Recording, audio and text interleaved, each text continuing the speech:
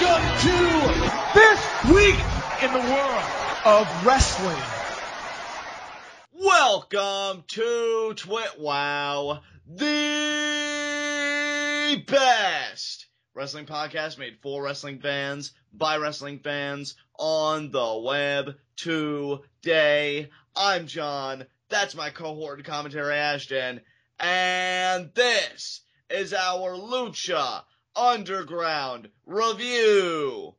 And I gotta say, where this Lucha Underground really shined tonight to me was in its overarching narratives. The investigation of Dario Cueto, keeping Officer Vasquez off the trail, certain goings-on in the temple. We got more advancement in Gift of the Gods. I believe what should be the final Aztec Medallion recipient, it should be, because it was 7. And, even more tonight. I mean, obviously the main event, graver consequences. So I feel like a lot happened in this episode. So narratively speaking, very strong outing for Lucha Underground as per usual. Ashton, what do you think of it? I love this episode because the thing is, we had one awesome match, one pretty good match, and one match that was just kind of a throwaway, just get it done and over with kind of match. But the great thing that I really loved about the show was the storytelling that went on between the matches. Yes. I mean, don't get me wrong, that main event match was amazing, but I will say it wasn't as good as the first Grave Consequences, and I'll also say it was amazing, but that being the only match that I can really call amazing out of the 3 that we got tonight. And I would agree on both counts. I definitely do prefer Phoenix versus Mil Muertes, the first Grave Consequences, but here's the thing. Narratively, as far as the Matanza versus Mil Muertes, Graver Consequences is concerned, got me very jazzed up with some of the things that we got. Yeah. So I think it's got a very ambiguous future going forward, but that's the best possible scenario because, as many people say, the best thing about Lucha Underground is it poses the question, what's going to happen next? I definitely feel like the main event accomplished that. And I love, too, that they actually bookended the show with the same story. Like, the same story opened the show that closed the show. Yeah, definitely like a full circle kind of feel almost, at least as it pertains to this one episode, independent of everything else. So yeah, I think we have a lot to get into. So let us get right into our Lucha Underground review. And brother, how do we open this baby up? We open this baby up with none other than Dario Cueto meeting in a bar with someone who actually ended up being the city councilman. I believe his name was it Delgado? I believe it was Delgado. But I think just to be, Lawrence Delgado, that's what it was. The Boyle Heights city councilman, Lawrence Delgado, played by the great Lorenzo Lamas. And we had Cueto in this bar, and he paid he paid Delgado off. Yeah, gave him a bribe of, I believe, $50,000 it was. Yeah, $50,000. And the thing is, too, Delgado told him, dude, this Captain Vasquez woman is investigating you. She's got someone on the inside of the temple. You really need to watch your back. Yeah, and Cueto, I guess trying to keep his confidence up, says, oh, please, if that would have happened, I would have known. So Cueto's almost feeling like, well, that's incredulous. But the Councilman Delgado really assures Cueto, no, somebody is on the inside. Vasquez, she's getting close to this thing. And, of course, we already talked about the exchange of almost hush money here, $50,000 to keep this whole business, this alliance going. So very interesting opening segment. And, we have to always keep in mind, Cueto in the temple, there are external forces, imposing themselves on the temple, mainly Vasquez's branch of investigations, the FBI and stuff like that. So Cueto's got to be careful. I think he's walking a very fine line. And this councilman, I think, only becomes more intriguing with each episode he's featured in. Yep. Man, and the crazy thing, too, about this is that later on in the night we would get sort of a follow-up to this that almost implies that there's somebody even more powerful than Matanza out there. Yes, which is a terrifying implication. Yeah, we get so caught up in the Lucha universe, the Luchaverse, as I like to refer to it, that we forget that, it's its own full, complete universe, and it's not just within the confines of the temple. And what I love about this reveal that there could be somebody more powerful than Matanza is how Delgado kind of portrays it. You know what I mean? I think we'll get more into that specifically when we get to that segment. He's an actor, so you would hope he would be a really good actor, but he's a really good actor. But you could really sense the intimidation in his voice and almost like, I don't want to say the idolatry because I don't really know if it borders on a kind of worship, but he definitely knows where his bread is buttered. Undoubtedly, dude, it does. Right. So definitely a lot of interesting threads at play here. Yeah, for sure. Up next, though, we had our first match of the night, which was for an Aztec medallion, the final medallion. And this is a triple threat match, a three-way between the former teammates, Cortez, Castro, Mr. Cisco, and Joey Ryan. And how great is the booking of Lucha Underground that this match proceeds that segment we just got, considering that Cortez, Castro, and Joey Ryan have ties to Officer Vasquez? Oh, yeah. That was 100% intentional from the editing. Oh, definitely. Absolutely. And what's interesting here, is again, if you're Officer Vasquez, I mean, I can't speak for her, but you would have to imagine she was probably watching this match with great interest because after the failure of Castro, Cisco, and Ryan to win the Trios tournament, and become Trios champions, she would want somebody to win one of those Aztec medallions to get in on the inside. And this match, though, Ashton, was actually quite quick. I almost feel like it was one of those matches where the bell rang, I blinked, and then it was over. The bell rang again. Because it didn't really seem like much back and forth happened until Joey Ryan capitalized, rolled up Cortez Castro out of nowhere. Seemed like he had a handful of tights as well because Joey Ryan's a sleaze bag, and he got the pin. So Joey Ryan, the final Aztec medallion recipient. Yeah, man. He is added to the 7-way. Let's see if we can try and recount everyone that's in this 7-way now. We know it's going to be Tejano, Cage, Sexy Star, obviously. I'm trying to think. Mac, that's right. The Mac is going to be in it. Sinestro de la Muertes. Yeah. Who am I missing? Who won it? Who was the second person to win one? Was it It was Aerostar. That's right. Aerostar. Yeah, Aerostar. And now Joey Ryan. That's quite the, I'm telling you, man, the favorite it's either got to be Cage or Sexy Star to win that. I mean, yeah, see, to me, really comes down to three favorites for me. Cage, Sexy Star, or Aerostar because of his narrative about the tribes. Yep, I agree with you 100%. Yeah, and I can't even believe that I forgot Aerostar because I think it's just because he hasn't been on an episode of Lucha Underground in so long. But given that he hasn't been on in so long, I'm assuming then that we're probably going to see him next week. Well, between the two of us, like, I've tried to keep Aerostar at the forefront of my mind because I've never really tried to lose track of the fact, oh shit, he met with one of the tribes, like, he could freaking travel through time. Yeah. So I think that gives the Gods Championship for what Aerostar is setting out to do, which, again, we at least perceive to be uniting the tribes. This is going to be a must-win match for him. In fact, I mean, let me just ask you straight up, are we doing, like, Ultima Lucha preview predictions, or how are we going to handle that if this match happens? Yes. Okay, so I'll talk more about it at Ultima Lucha preview predictions. God, that rolls off the tongue quite nicely. It's almost 2 months away. I think you can talk about it now. Well, I just feel like Aerostar, I may even formally predict him. I mean, I wouldn't come out with really locked-in predictions until we were only a few weeks away, but what do you mean by formally predict favorite. him? To win Gift of the Gods? Yeah.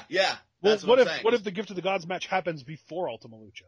Yeah, you've really been stuck on that idea, but I don't think so, man. We'll see, but dude, we've got. I mean, they got all participants now. You think, given the fact that we've got all 7 medallions already handed out, you really think Cueto's going to wait 2 months to have them fight for the Gift of the Gods title? Well, he may have no choice with all the shit that's coming at his doorstep. He may have other things to worry about before he can book a show. So, because he's got a lot of people breathing down his neck, it seems like. Yeah, but that's true. I don't know. That's another one of those amazing Lucha Underground wait and see things, Yeah, but I mean, regardless, whether it happens next week, 2 months from now, whenever, I have to consider Aerostar, I think, maybe a dark horse because he has a very important storyline. And it's funny because with everything else going on, I think we've lost kind of the gravity and the magnitude of what Aerostar is doing. Like, he's actively talking with these tribes, at least one that we know about. Like, that's no joke. There's a huge mythology about this temple. And to me, yeah, it really does come down to him or Cage. Because, I mean, yeah, Sexy Star I think is a favorite, but I don't know. And it was a really emotionally charged story she got, but I really feel like they're giving Cage that monster babyface run. And again, yeah, Aerostar. Dude, it's funny you bring that up because the more I think about it, the more I feel like Cage is less likely to win the Gift of the Gods because of the fact that I think that between him, Sexy Star, and Aerostar, Cage is the least likely out of those three, rather, let me rephrase that. Cage is the most likely out of those three to earn a world championship against Matanza by himself without the use of the Gift of the Gods.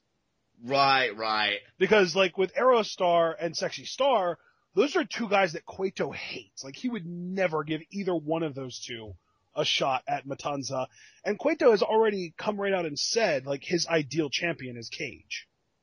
Yeah, that is true. And the interesting thing about Sexy Star, since we're looking at each candidate, I mean, we kind of talked about Aerostar thoroughly. We know the big thing for him is the storyline he's got. Cage could earn a title shot organically. With Sexy Star, that's actually the most intriguing because think about it. The story she just got out of, she was triumphant over somebody that was her psychological abuser in Mariposa and Mario the Moth.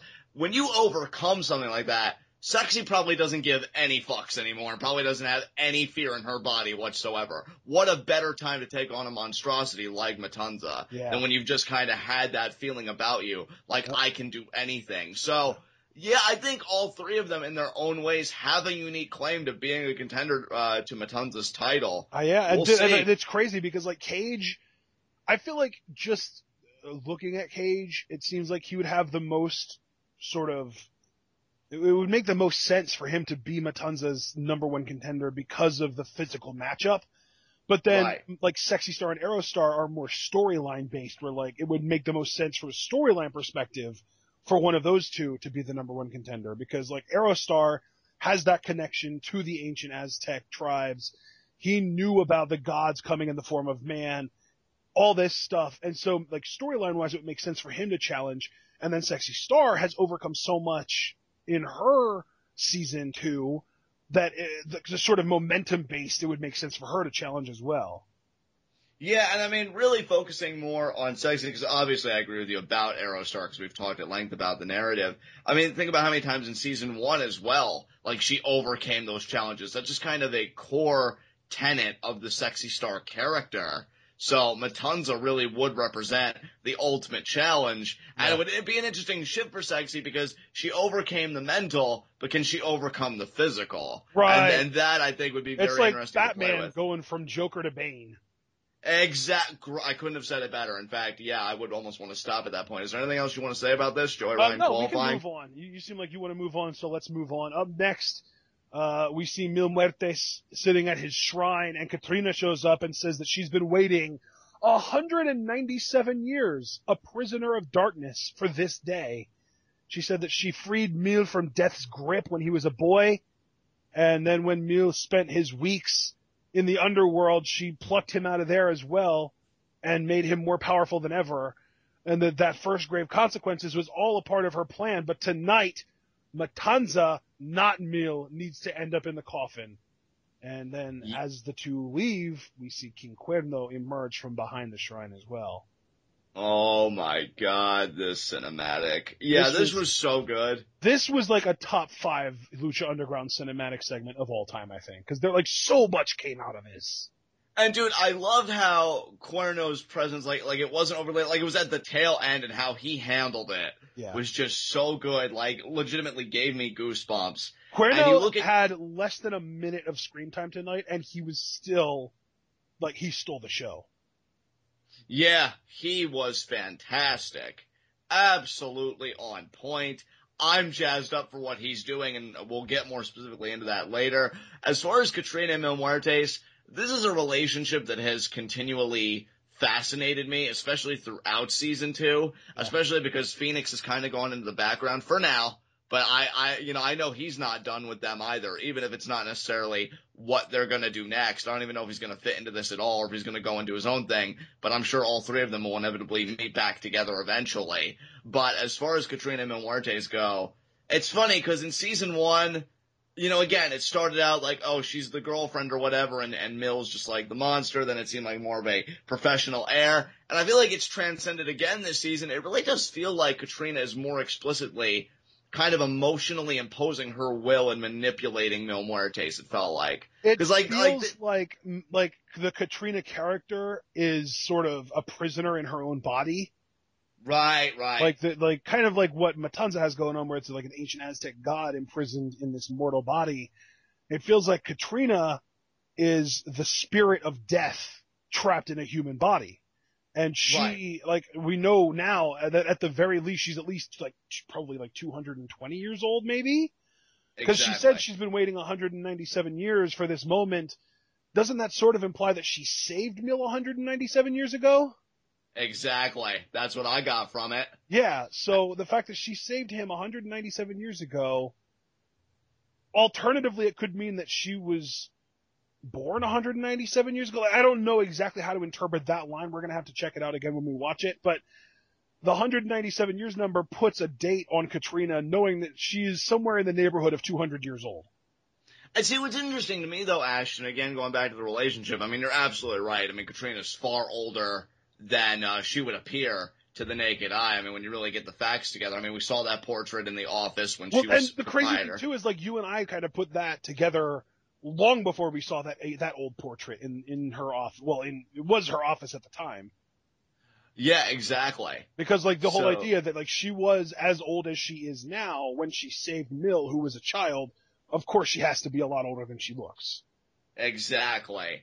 But what I've always found more intriguing about the relationship, particularly this season, it seems like Katrina more often is just kind of throwing in Mil's face his vulnerability and his helplessness when he was Pascual Mendoza, right, and using that as kind of a source of, again, emotional and mental manipulation. Right. You see a more clearly defined, I think, power dynamic this season that you didn't in the prior season, at least for me as a viewer. Obviously you could disagree and our listeners could disagree, but I definitely feel like Katrina, she's more forceful this season in commanding Mil Muertes and just saying, look, we got things we need to get done. And tonight you're going to close that casket on Matanza. I'm going to lick the face of a god, and then you and I will be immortal. Yeah. But it's almost like she's, like, firing him up. You know what I mean? Like, she's throwing all that stuff at him, and she's like, all right, go and do it, and then we're going to be immortal, which again, and I mentioned Phoenix earlier, it's funny, Katrina and Phoenix having that cinematic several weeks back where she says, I often wonder if I made the right choice, blah, blah, blah, I want to choose life. So, again, we see that connection to life, more specifically here, though, with Matanza, immortality. Yeah. So, yeah, Katrina's definitely got something on her mind. And, I mean, this plot just unfolded and thickened in glorious ways by main event time, and we'll get to that later, but this is a great cinematic. This was awesome. And the icing on the cake really was Cuerno at the end. Yeah, definitely. Definitely. That was so cool. How does one hunt death? Yeah, but if anybody can figure it out, it's Cuerno, so we'll see. The easiest way to kill something is to get something bigger and scarier to do the killing for you. Yeah, exactly. And that plays in perfectly to how everything went down, which again we'll get to. But Cuerno, he's keeping his eyes on a prize of his own, and that's the head of Mil Muertes. Yep. Up next, we had our second match of the night, Trios Championship match. We have our Trios champions, Mysterio, Puma, and Azteca, taking on 2/3 of the former champions, Ivelisse and Son of Havoc, but we know that Angelico is hurt, so they had to pick a third partner. And, John, I'm going to let you take it from here. It was Johnny Mundo, baby! Yes! Oh, my God, so good. Already back in the game after that steel cage loss to Cage. I believe that was 2 weeks ago. And has a chance to become a Trios champion. And interesting that Johnny Mundo would be the replacement. I'm hoping in subsequent weeks, because something happened in this match that I'm really stoked for, which we'll get to in a few minutes, but I'm hoping in the subsequent weeks we may get some context at how this pairing came about. Like, did they just think, we just need somebody really talented from the roster? Or did they step up because Johnny clearly wants Aztec gold? Because, I mean, Cueto did taunt Mundo about, never holding Aztec gold, and Cage for that matter. That was set up for their Medallion match. So it would be interesting to see how these forces came together. And yeah, the match itself I thought was a lot of fun. I thought it was a very interesting contrast because you have Ivelisse and El Dragon Azteca, very respectful of each other. You have Son of Havoc and Rey Mysterio, who Son of Havoc tweeted, and I was so happy for him before the show tonight that, 18 years ago he was jumping off roofs and, doing all this stuff. And now he's living his dream as a wrestler, and he's wrestling Rey Mysterio on TV. So I thought it was really cool to see them mix it up in the ring, with that tweet and context. But yeah, Ivelisse and Son of Havoc, totally respectful. Johnny Mundo, though, he doesn't do that shit. Like, he is all business. He's arrogant. He's pompous. He's gonna go in and do his thing. And I thought that was a great contrast of characters on a single team. Yeah, man, this was so cool. I love, too, that, like, at one point Johnny Mundo goes for a tag. And, like, he does that thing where he like brushes his hair instead. Like, oh, I'm not going to shake your hand. I'm going to touch you. And then he goes back, and then later on it comes back to bite him in the ass because then Ivelisse and Son of Havoc kind of, isolate Johnny Mundo and don't ever really tag him in then afterwards. Exactly. It's so funny because the way these three acted with each other really was the early beginnings of Team Havoc, I feel like. Yep. But except, they weren't really able to pull it off. These miscues actually did end up backfiring. It's also worth noting, and I say that because of what we got in the post-match, Taya and Ivelisse were doing a lot of arguing in the course of the match. Taya maybe doing something that Ivelisse didn't agree with, like, hey, why did you do that? We're not about that, whatever. Or maybe Ivelisse would do something and Taya would be like, oh, come on, what are you doing? So you could definitely feel the tension there. And, yeah, ultimately the match does go south for Mundo, Ivelisse, and Son of Havoc, because Rey Mysterio, Dragon Azteca Jr., and Prince Puma having the deep relationship that they do and working together as they have, they're the more cohesive unit, naturally. And, in the end, I believe it was El Dragon Azteca Jr. Takes Mundo out with a Hurricane Rana into the steel grate, which takes him out. Ivelisse gets isolated, and then Son of Havoc's left by himself. He eats a 619. Rey tags in Puma. Puma gets the 630, and that's the win. So they are still the Trios champions. Still good luck trying to find a team that can take those belts off of those guys. But what happened in the post-match, I found more interesting because Taya starts beating down on Ivelisse. So I feel like these two are going to do maybe even a mini program together, and I think those are going to be some exceptional matches, Ashton. Yeah, man. And I love, too, is that there's the possibility now that we can get Mundo and Taya versus Ivelisse and Son of Havoc as a tag team. Yes! Which you and I were talking in conversation. The Son of Havoc Johnny Mundo dynamic would be great because last season Son of Havoc and Johnny Mundo had a match and Mundo was still Technico at the time. Son of Havoc was Rudo. Yep. But Havoc would have had that match won if Ivelisse hadn't distracted Havoc. But now they're on the same page, so maybe Son of Havoc can even pin Johnny Mundo in one of those tag matches, which would be a real feather in his cap. Yep. So we'll see. I'm just really excited for these two women working together because if I understand correctly, Ashton, Ivelisse and Taya worked with each other on the Lucha Underground live event in Austin, Texas, and I heard it was quite good. Ivelisse ended up winning that match, I think with like a guillotine submission. So it'll be interesting to see how these matches play out on the actual Lucha Underground program. Yeah, I heard Taya couldn't find her contact. Yeah, it was a real tragedy, actually. So, hopefully she's good this time, though. Yeah, hopefully. I mean, that wouldn't be good, right? No, certainly not. I mean, it's a travesty. It was a travesty what happened to Taya tonight. Ivelisse just being a bully and everything made me sick. So, yeah, she's such a bully. Yeah, she's the worst. I mean, way to not win a championship there, Evie. God. Win back your championship, really. Exactly. Yeah, you could have been a 30-time champion, but your petty jealousy got in the way. For shame. Shame. All right. So now let's move on. Up next, we had, I believe, another one of these awesome cinematics, didn't we? Yeah. Oh no, we didn't. We actually went right into the main event after this match. We went right into Graver Consequences. Yeah, they do the opening ceremony. The cast, always amazing. The wreaths have Matanza and Mil Muertes on them. The caskets are well designed. Oh my God. So again, Lucha Underground, if nothing else, knows how to set up a perfect atmosphere for a big matchup like this. Damn right. You get your entrances. And then, Ashton, it's off to the races. So, I mean, what were some of your favorite parts of this main event tonight? Honestly, the best part to me, just from an oh my God standpoint, was the flatliner through the coffins. I thought that was great. Yeah, that was great, but I changed my mind. My favorite part of the whole episode, of the whole match, rather, was Mil punching through the coffin. That was... Yeah! Oh my God. You called the shit out of that, dude. That was great. I asked for it. God. Yeah, you asked for it. You're like, that'd be just so cool, and you got it.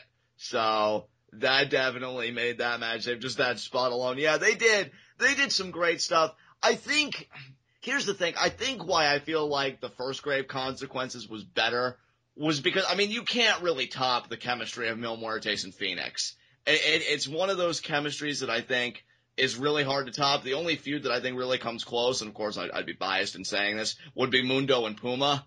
Because Phoenix and Mil Muertes just work legendarily together. Like, it's always great when they're in the ring together. And I think Phoenix does a great job playing that ragdoll, that underdog, you know. But of course Matanza, and he shouldn't really, isn't going to play underdog. And Mil, I think, only would to a point, but he's still going to assert his will and be a badass. So, you know, it's going to be a different type of match altogether. I think just which one is more emotionally resonant with you, which one can suck you in more. And I like the idea of a scrapper in a literal do-or-die situation like Phoenix. Like, I even say one of my favorite moments was actually Phoenix's celebration, because he's pounding the mat, and the mask is half off his face, and, you know, there's that elation. So, you don't really get that atmosphere here. What you get instead really is two monsters battling for supremacy, which still is a shit ton of fun. Because when you have the people in control of these monsters, that being Cueto and Katrina, doing their antics, I mean, there was great stuff here. I mean, Katrina tries taking a chair to Matanza, ill-advised. He grabs her by the throat, but then Mil sees that. He spears Matanza in what's a sick-looking spear into all those chairs. Then Cueto tries something. He grabs the boot of Mil Muertes. Mil Muertes grabs Cueto, lifts his entire body up to the apron. Seems like Mil Muertes is going to do damage, and then Matanza makes the save there. And then the controllers of the monsters, they go at it with each other. Katrina lays out Cueto, and ultimately, though, Katrina bites off a bit more than she could chew, because then Matanza lays her out, and then Katrina goes in a coffin. So that was a really big, like, gasp moment of the match there. I mean, what did you think of all that? Dude, I can't frickin' believe they put Katrina in the coffin. But here's the thing. We found out by the end of the match that she is not actually dead, because, I mean, it must have happened, like, just like, if we want to talk about a limit, like, as the limit approached that door being shut completely, she teleported out of it. Yeah, she did! Holy balls.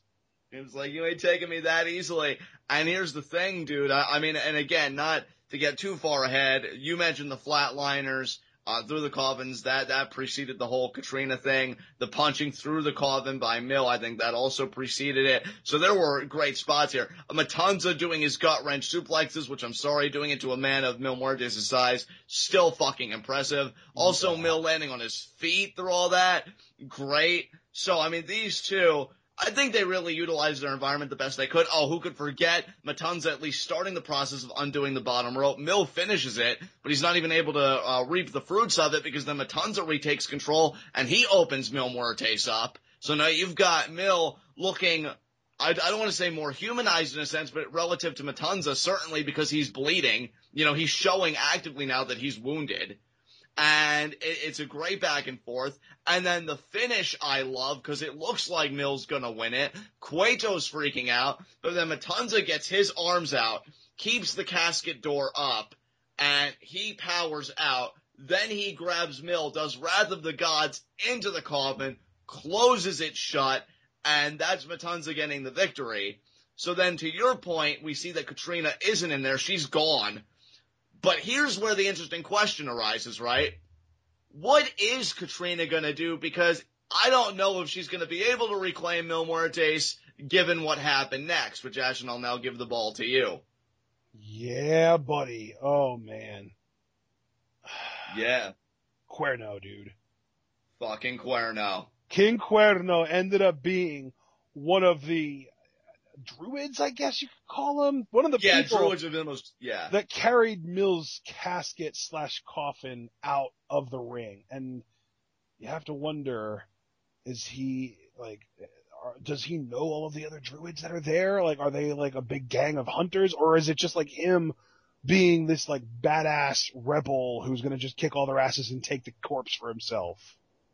I don't know, dude. Like, here's the thing. If it was Cuerno going in it alone, or if he did know the druids and they were, like, all in on it together, either way, to me, Katrina's kind of fucked in this situation. But yeah, but see, here's the thing, though, right? I don't even say, like, that in the sense of, oh, Catrina is just, it's just going to be an uphill battle for her now. It's just, I do think she's going to have a tough time reclaiming Mil Muertes. But where that gets interesting, I don't think you disagree with me, Ashton, that I think one of the character traits we've seen about Catrina, she is very resourceful. I don't think you live for close to over 200 years on this planet without being resourceful. I mean, you must have seen like all kinds of shit there is to see in that lifespan. That's true. So how do you bounce back from losing your monster? Is my question. I mean, she still has Sinestro, right? Well, that's the thing. That's my thing, though, dude, is that we've already seen her. Well, and that's a good point, too. Sinestro might be an option. But anyway, what I was trying to say was, I feel like there is also the possibility that she'll save Mil again. Because, I mean, he's already been closed in one of those caskets before. Like, this isn't the first time that's happened. And she's brought him back from the underworld. What if she does that while he's in King Cuerno's I guess you could call it like I don't know what to call it, under his control, not under his control, like in his possession. Yeah, I see what you're saying. Like she takes a trip to the underworld, pulls Mil out of it, and the next thing you know, Mil Muertes wakes up while Cuerno is like getting ready to cut his head off or something. See, to me, Ashton, and correct me if I'm wrong, or if you think I'm wrong, I should say, but I feel like what this storyline does, in like a non-kayfabe way I'm speaking now, would be, I think the writers of Lucha Underground and whoever, conceives of all this, the vision that they have, it's going to answer for us the true extent of Catrina's abilities. Yeah. Because we know she can teleport. We know she's older than the average human, obviously. Almost twice as old. Or if not more than twice as old. Exactly. So we know that, right? We know that the Lake of Death, she probably takes a portion of every person's essence that she licks, and that probably adds on to the aforementioned lifespan. But now that Cuerno is in possession, are her powers a proximity thing? How far do they go? What are the limitations? I feel like now that we're playing a cat and mouse game here, and I'm kind of being cheeky because, of course, Cuerno is a hunter, we're going to really have to draw those parameters of what exactly Catrina's powers are. Yes. The depth of them and their capabilities. That question's going to have to be answered. But then again, maybe Lucha Underground will hear that and they'll be like, Sean doesn't know anything, which, I mean, you're not entirely wrong, but you don't need to go that far. And Catrina might just go the opposite direction. As I was starting to say earlier, she may focus all of her attention now on Sinestro, which is so interesting to me because he is the last man standing now.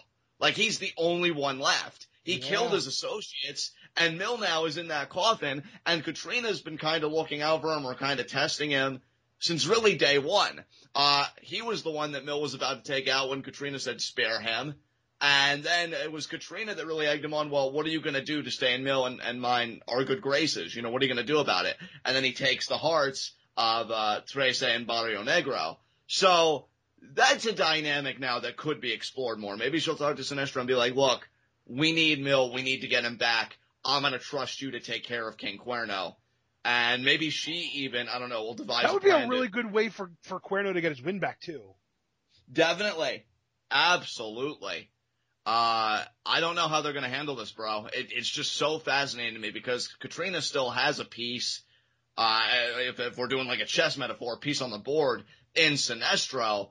But Cuerno, to me, just took the king piece. He did take Mil Muertes, and he's in control now. To me, that's horrible for a chess analogy then, because because then the game's over, right? Yeah. And I almost feel like, how do you battle back on this? Well, here's the thing. Well, I would say that you don't, but in real life. What I was going to say was, right now, I wouldn't necessarily say that Cuerno's in checkmate, more just like in a position of check. It all really depends on how Catrina uses her remaining piece. Right. And really, here's the thing, too. We've been talking so much about Catrina. What does Cuerno even want to do with Mil Muertes?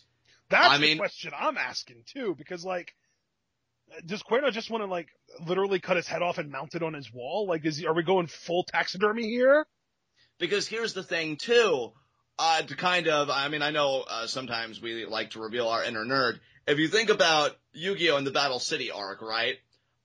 When people would try and take control of the Winged Dragon of Ra, the Egyptian god card, they normally couldn't do it because they couldn't read the Egyptian text. Well, if Cuerno wanted to do something other than mount Muertes' head on his wall, maybe, use Mil Muertes for his own purposes, how could he do it? Because Catrina still has the stone. They threw it in the casket. Does she, though? Does she have the stone, or is it still in the casket? I think it is, because it's in the same casket that she was put in, right? So you think she would have retrieved it on her way out. But what if she didn't know that it was in there? What if she just wanted to get out of there as quickly as possible? Because the thing is, like, I mean, I know that we're kind of trying to talk, like, I'm trying to apply logic to something that's supposed to be magical, but at what point when the casket's lid gets closed does the person inside die? That's a good question. Because if it's instant, then Katrina would have had to teleport before the lid was closed completely. Right. And if that's the case, then she wouldn't have had time to get the rock first. Possibly. Of course, we could also be guilty of overthinking it, possibly. Yeah, I mean, obviously, I'm guilty of that all the time, so. Right.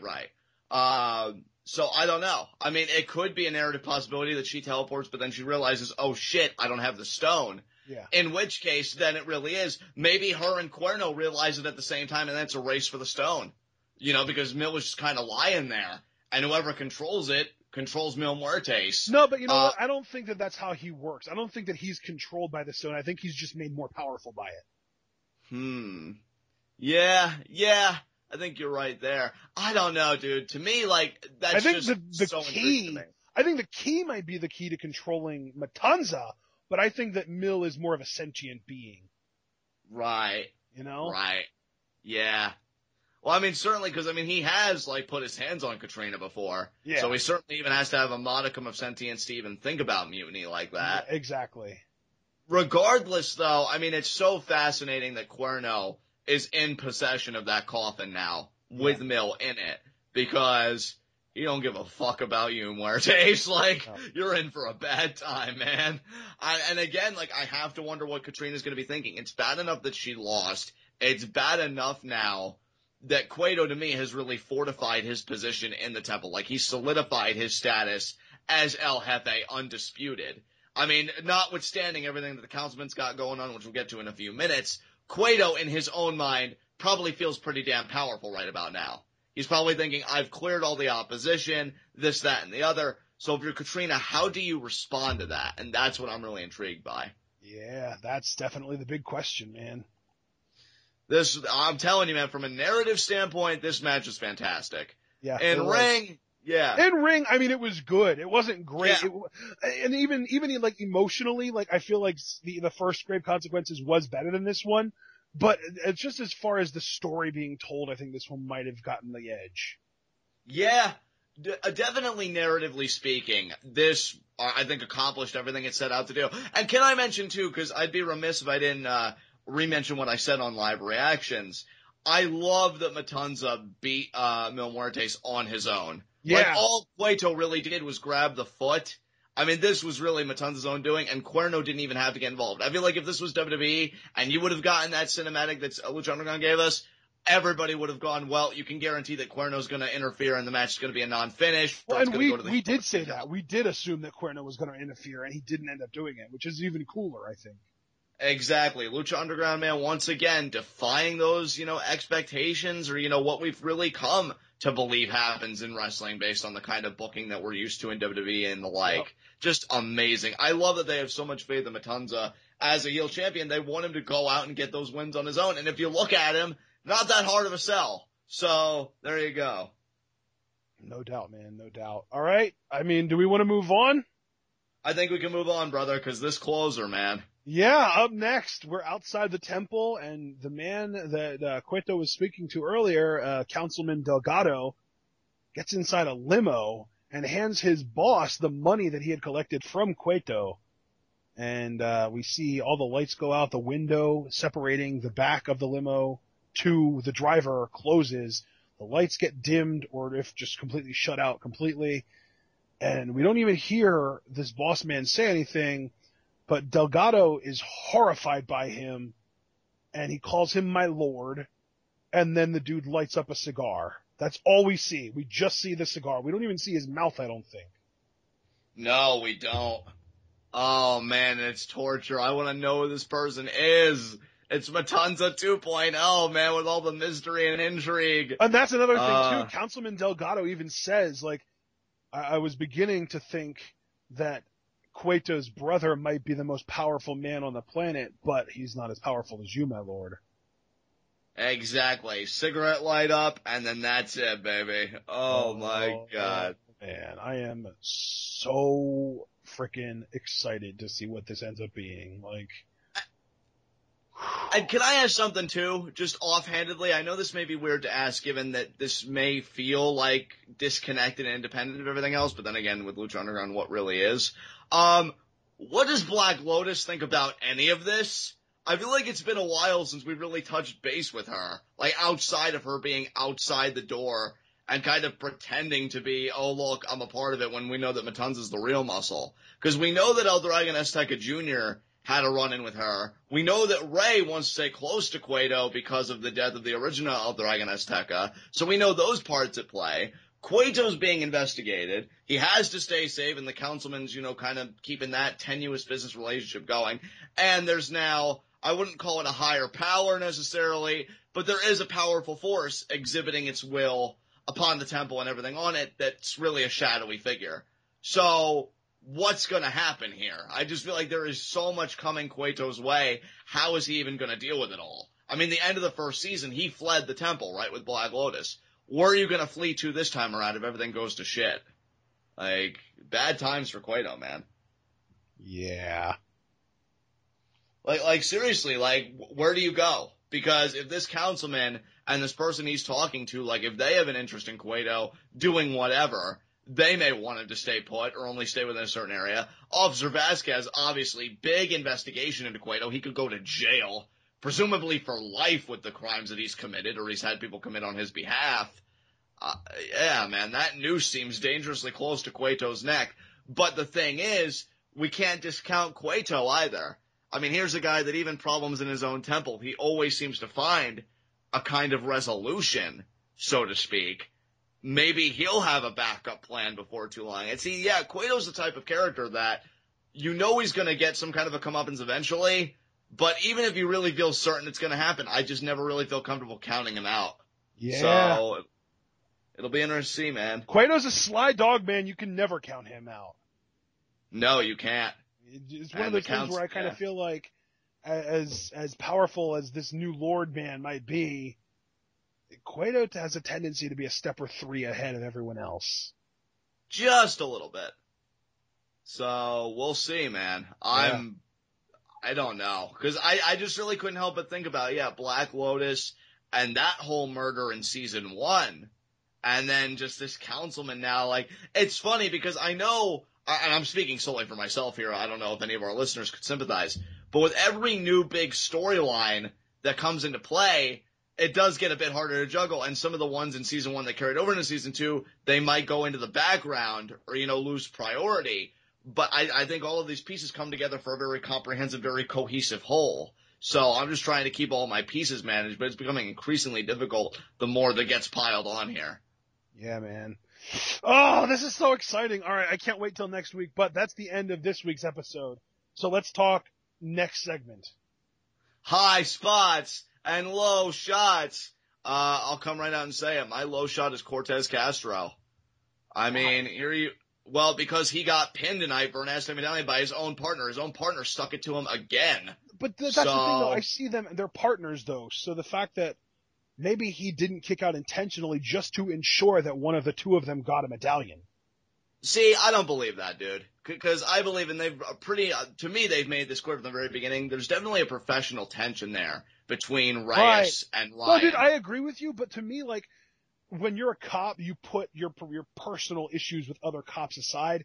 You need to pay attention to what your goal is, what your mission is, and their mission is to get as close to Cueto as possible. And in order to ensure that they're able to do that, one of them needs to walk away with a medallion. So maybe this was just Cortez Castro being the responsible one, allowing Joey Ryan to pin him to just prevent Mr. Cisco from getting the win. See, now here's the thing.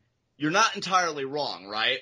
I think Officer Reyes, like, if he was here, he would agree with you. Like, that's what an officer should do. Yeah. But Joey Ryan is such a sleazebag and a piece of shit about it. Yeah. Like, it definitely gets under Officer Reyes' skin. Like, Right. It's one thing to do a job, it's another thing to be a complete dick about it. And Joey Ryan even said, like, I'm going to show that, in fact, this is when they were just starting their undercover job in the temple. I'm going to show that I'm an even better wrestler than you. And every turn, he's either stealing something from Castro, or, he's taking it directly from him, as was the case tonight. So really, as an officer and as a performer, really, if anything, I'm doubling down.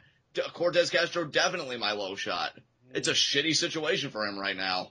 I don't know if I can agree with you on that, but I'm not going to argue with you anymore because I already presented my case and it didn't sway you, so. No, it did not. And if anything, I wonder what Officer Vasquez thinks about all this, which make it even worse for Castro. Like, oh, look at Joey. John, she's their captain. Well, Captain Vasquez. Well, either way, she could look at this and be like, oh, look at Joey Ryan making all this progress. What are you doing, Reyes? And then, that makes it even worse. So, yeah, definitely my low shot. And then he could be like, well, I let him get the medallion to make sure that we got one. I don't buy it. Who's your low shot? Captain Vasquez, but I do. Well, who's your low shot? That's what I want to know. Yeah, I think my low shot, I mean, it sort of goes without saying, doesn't it? The former trios champs, Mil's an honorary low shot for sure, but I think he's coming back, which is why I can't have him be my full-blown low shot.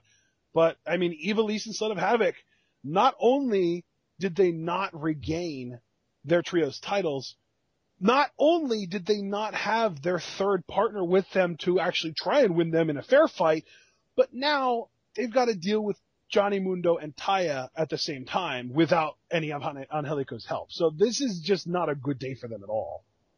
No, it's been a rough go at it for these guys, for sure. I completely agree. We miss Angelico. We hope he comes back soon. Yeah. But yeah, for now, Ivelisse, I mean, it was all her fault to begin with. Maybe she should learn some humility. Son of Havoc, I definitely feel bad for, though. He doesn't need to get sucked into any more of Ivelisse's crap. That's why he dumped her in the first place. Hey, man, Son of Havoc was the one that ate the pin tonight. Whose fault was that? Well, honestly, I'd say it was Prince Puma's fault because he hit a 630 that drove all the air out of Son of Havoc to begin with.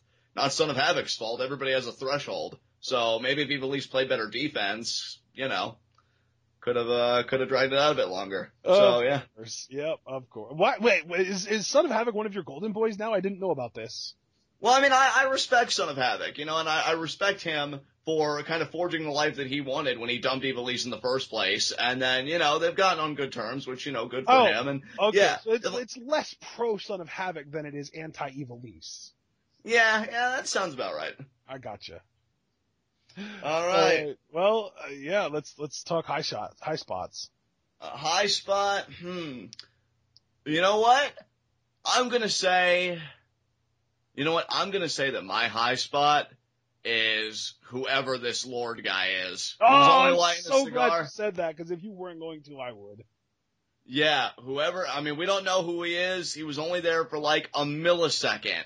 Yeah. But he's working the councilman, who in turn is working Cueto, which means that this Lord is pretty much working everything right now. He is exuding all of his will on this situation. He's in control, and he doesn't even have to lay a finger on anybody personally himself to get anything done. That is power, my friends, and that's why this guy, whoever the hell he is my high spot. He's the one pulling all the strings, man. Exactly. My high spot is the monster Matanza Cueto, because not only did he win, but here's the thing. Councilman Delgado doesn't believe for a second that his lord is actually stronger than Matanza. He said that to appease his lord. He said that. You think so? Oh my God, yeah. He said that as like a backtrack. He was, pulling out the backhoe, man. Like, oh, but he's nowhere near as powerful as you, my lord. Of course. Of course he's going to say that so that his lord doesn't murder him on the spot. But he doesn't believe for a second that that's true. He knows that Matanza is the most powerful man walking the earth. He knows that his lord doesn't stand a chance against Matanza in a fight. And he knows that as long as he keeps on leading his lord into this fight, that he's going to be able to get out scot-free. Right. So Matanza is my high spot. Unless, because again, they've been saying gods, which is plural. Wouldn't it be something if this lord came upon a god of his own? Oh my. But then someone would have to, well, I mean, I guess he could just pay someone to sacrifice him to the god, so you're right. Yeah, there you go. But right now, though, what if he already did, and that's why he's so powerful? No, I'm sticking to my guns. Matanza is the most powerful man on the earth right now. I'm emphasizing right now just in case something like that happens with the Lord or with Pentagon. But no, right now, it's Matanza. Yeah, I mean, and he for now. He established that tonight by beating Mil Muertes. Clean. He did.